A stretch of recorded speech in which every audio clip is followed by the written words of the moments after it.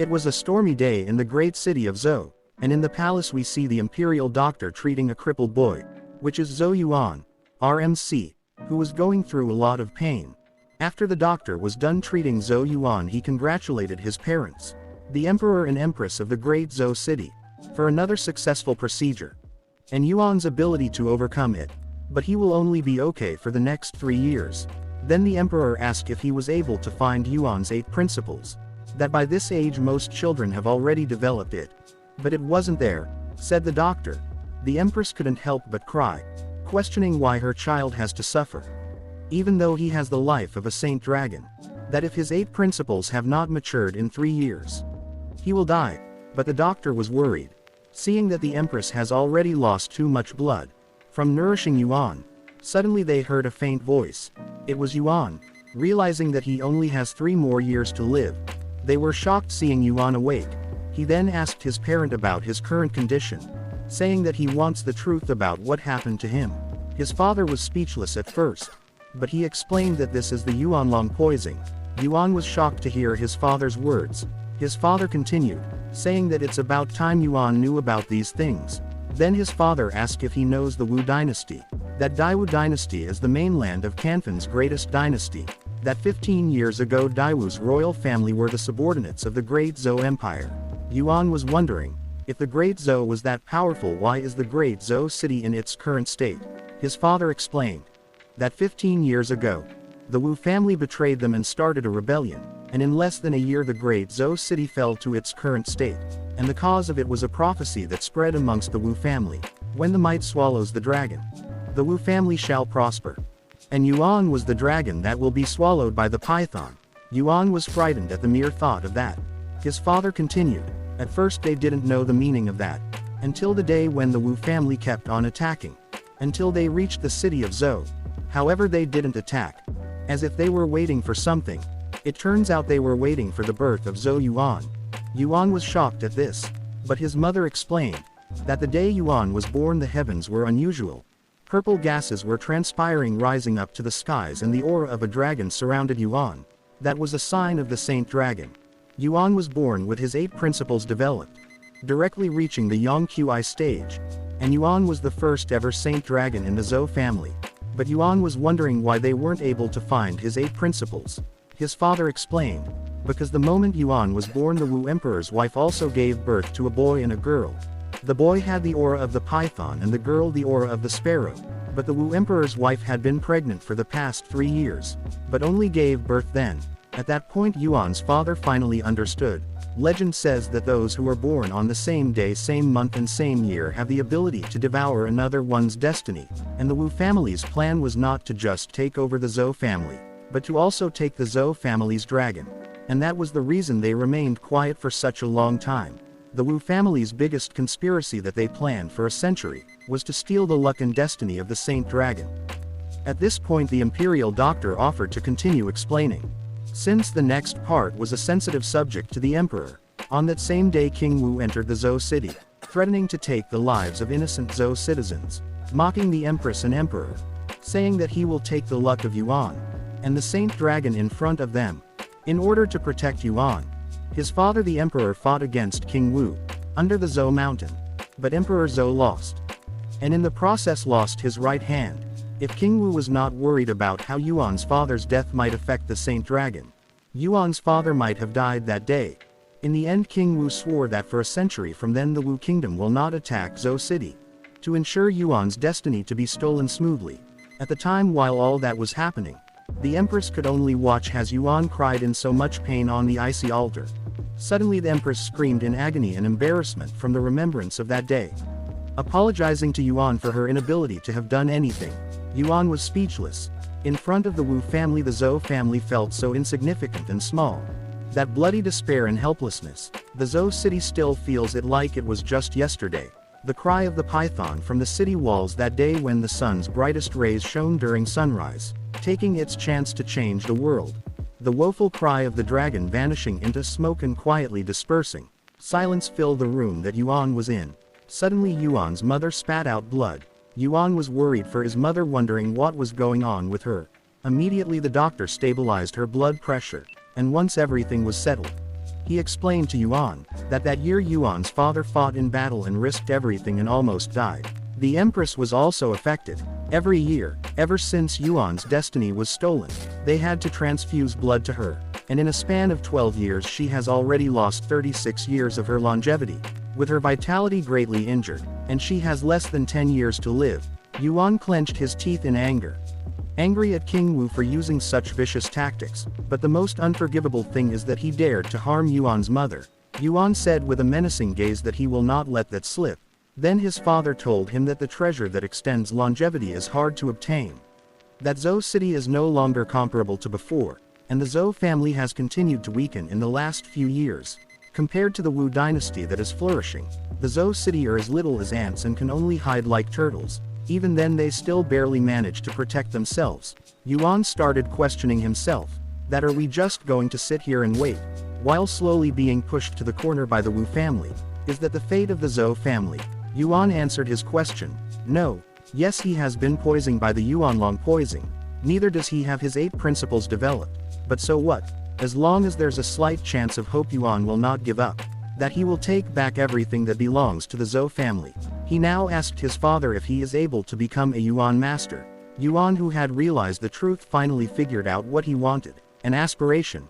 If he ever wanted to change the current society, he had to stand above and beyond. And in this world, people who have the most power are Yuan masters. Yuan masters strain their 8 principles internally, absorbing Yuan energy for their own use, gaining unimaginable power from it. But because of the Yuanlong poison, Yuan's 8 principles are not appearing, so Yuan can't train. Back to the present, Yuan is asking his father if he can become a Yuan master. His father was shocked at Yuan's unwillingness to give up. He then asked him if he is sure about not giving up.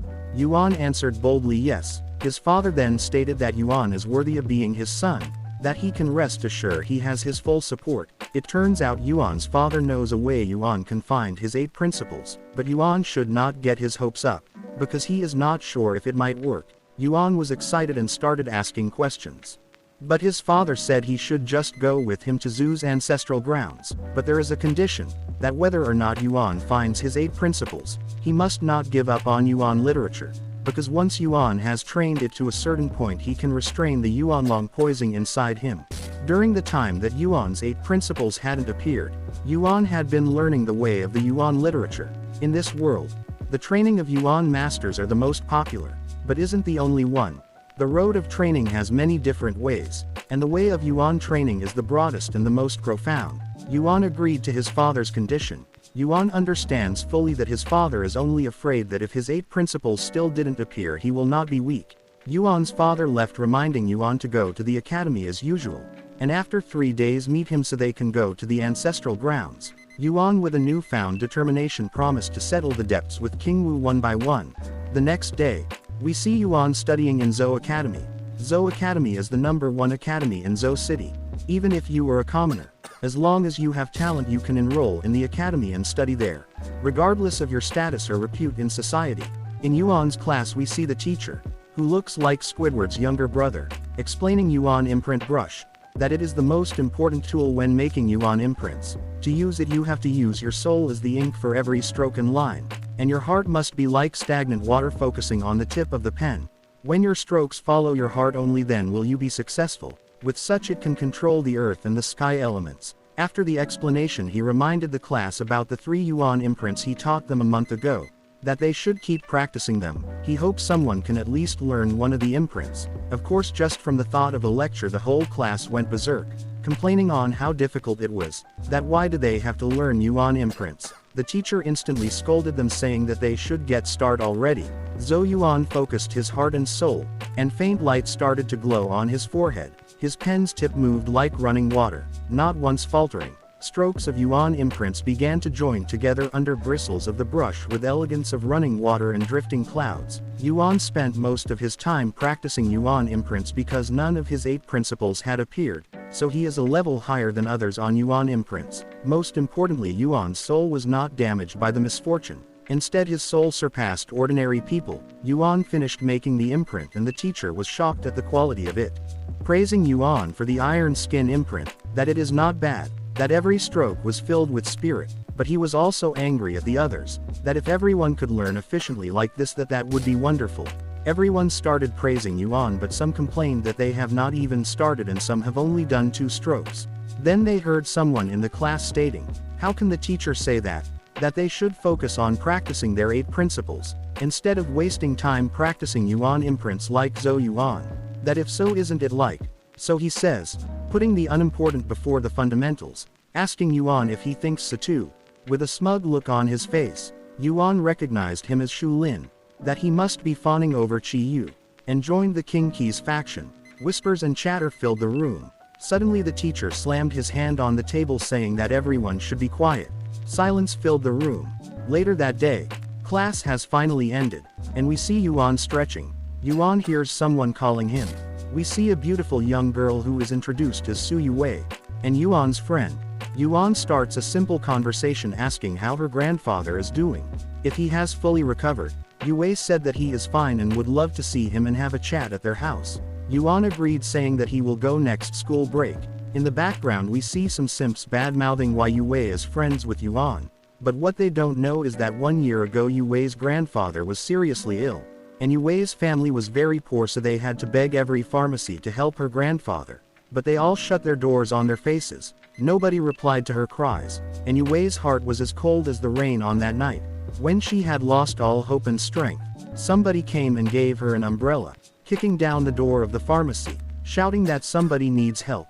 Yue hated the sons of rich families for their arrogant behavior, but that day, that moment, she could never forget it. It was afterwards she learnt about Yuan's identity, Zhu's dynasty's prince. Yuan later on discovered that Yue had talent for meditation, then recommended her into Zhou Academy. After a month she successfully passed the first principle and became a so-called genius. She practiced meditation with all her might, so that one day she will be able to help Yuan, and repay Yuan who kicked the pharmacy's door to help a total stranger. Remembering everything, Yue almost broke out in tears, but got snapped back into reality by a book to the head. It turns out while lost in thought, she had been stacking Yuan's books too high. She apologizes to Yuan, saying that she will stack them again now. Yuan replied that it is okay.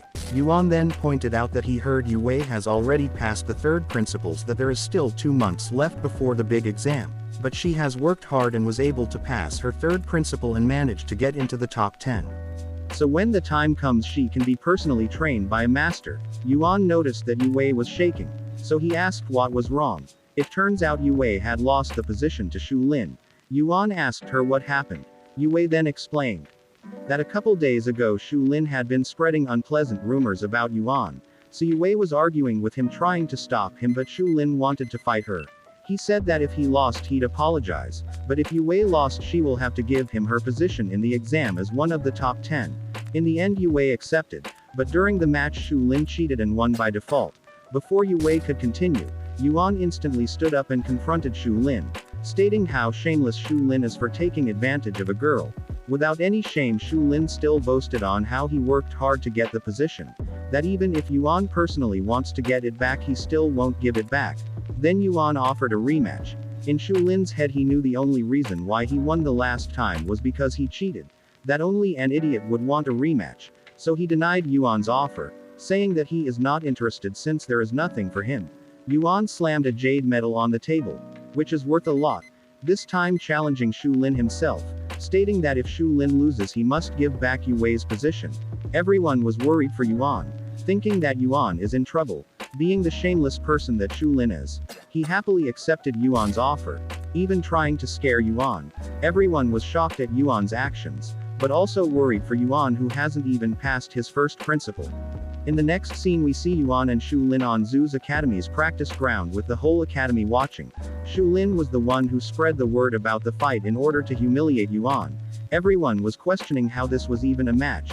Yuan hasn't even passed his 1st principles, meanwhile Shu Lin has already passed his 2nd principles. People even thought Shu Lin used some sort of dirty trick to force Yuan into the fight, because each time a person passes a principle they change. Their physique exceed those who have yet to pass a principle by many times. People who pass the 1st principle can easily beat 10 people with no principle, not to talk of Shu Lin who has passed the 2nd principle. So the result of the match was pretty clear. Or was it? The match started, and Yuan offered Shu Lin to take the first strike. Shu Lin thought Yuan was scared or overconfident, but either way Shu Lin didn't care, so he decided to attack. People thought Yuan planned to dodge, but he actually planned on blocking it. But they were worried that his hand could break. Suddenly a loud sound was made from the impact. After that came a loud scream of pain. Everyone thought it was Yuan, but it was actually Shu Lin. It turns out Yuan drew an imprint on himself, which is the iron skin imprint that hardens the skin like iron. People couldn't believe that Yuan could paint it on himself already. Even Shu Lin couldn't believe it. Yuan remarked that not having a principle does not necessarily mean you are weak. Shu Lin decided to open his two principles and go all out. Shu Lin thought Yuan was done for. He even told Yuan to surrender. But Yuan stood his ground and decided to attack next. He moved at the speed of light with the swift imprint on his leg, catching Shu Lin off guard and using that opportunity to use the strength imprint to send Shu Lin flying to his ancestral grounds, and with that ending the match. Yuan then took the pass from Shu Lin and mocked him for not being able to defeat someone who hasn't reached any principle and yet he is so arrogant. Everyone cheered for Yuan while Shu Lin could only collapse. Then Yuan hopped off the platform and handed the pass to Yue. But she noticed that his hand was shaking. Yuan just played it off, saying that he used too much power. But he knows he has not unlocked his principle, so his physique is still weak. He hopes that the ancestral hall can solve his problem. Yue offered to apply medicine on him, but Yuan turned her down, saying that he can't let a beauty do such thing. Riz. Yue just ignored Yuan and headed to the library, but Yuan stopped her, reminding her about the exam, that if she needs any resources he can help. But she turned him down, saying that he has already helped her a lot and she is thankful he offered. Yuan just said okay and she smiled and carried on. Yuan noticed that someone was watching him. It was Qi Yu, the son of Lord Qi. Yuan remembered that he was the cause of some problems in the estate, and must have something to do with Shu Lin. But Yuan just carried on walking. In the balcony we see Qi Yu talking to someone, Anghu's daughter Ang Shi, about persuading Yue into joining their side, and if she does not agree they will get rid of her. It turns out Yuan is betrothed to Ang Shi, but she considers him a joke. And Qi Yu sees Yuan has a failure and the Zhou house is doomed for that. So he says, the third day has finally arrived, and Yuan and his father headed to the ancestral ground. Zhou's ancestral ground is found in the royal tomb of Zhou, located on the mountain range like snake slither. The Jade Mountain surrounds the tomb almost like three dragons holding a pearl. There are 9,099 stone steps to the summit of the Jade Mountain, soaring straight towards the sky. Yuan and his father dismounted from their horses to travel by foot, and they reached the tomb by the time it takes an incense stick to burn. Yuan followed his dad to a well-hidden stone door which led to an altar deep within the mountains, with Yuan imprints so strong that even the slightest movement would use a lot of spirit energy. Yuan was curious as to what this place was. His father just told him about an old saying in their family, that in this secret room there is a huge amount of luck that can guide their family wealth to glory, and the key to unlock it is the Zhou bloodline. But all their ancestors have failed to open it, so he decided to bring Yuan to try it out. And if he succeeds he can solve the problem of his missing principles. Yuan stepped on the altar with full determination, then sat in the middle of it with a drop of blood rolling down his finger. As the blood touched the altar, beams of light sparkled from the imprints. Yuan could barely hold his consciousness, but with this being his last chance he couldn't let anyone down. His mother that lost most of her lifespan for him, his father that lost an arm protecting him, and his luck being stolen, with him also poisoned and his dragon destroyed, he might seem fine but he could drop dead at any moment. With pure determination in his eyes Yuan claimed the luck as his. Then suddenly a huge beam of light appeared and Yuan was sucked into it, then was tossed out of it to a strange forest. Yuan did not see anyone, but it turns out there was someone watching him. And that's how the first part of this manhwa ends. If you guys want a part 2, like and subscribe and comment your favorite part.